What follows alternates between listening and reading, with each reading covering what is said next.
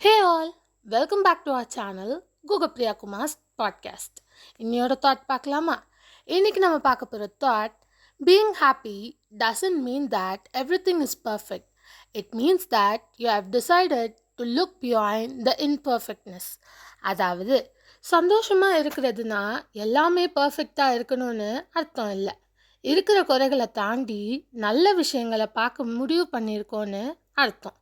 சிம்பிளாக சொல்லணும்னா லைஃப்பில் யாருக்கும் எல்லாமே பர்ஃபெக்டாக இருக்காது. இருக்கிற குறைகளை விட நல்ல விஷயங்கள் மேலே ஃபோக்கஸ் பண்ணினாதான் உண்மையான சந்தோஷம் கிடைக்கும். ஸோ இருக்கிறத வச்சு எப்பயுமே ஹாப்பியாக இருக்க கற்றுக்கோங்க. கண்டிப்பாக எல்லாமே ஒரு நாள் பர்ஃபெக்டாக மாறும். ஆனால் அதுலேயும் குறைகள் இருந்தால் அதை அழகாக மேனேஜ் பண்ணவும் கற்றுக்கோங்க. புரிஞ்சிருக்கோன்னு நினைக்கிறேன். புரிஞ்சுக்கோங்க. யாருக்குமே எல்லாமே பர்ஃபெக்டாலாம் இருக்காது.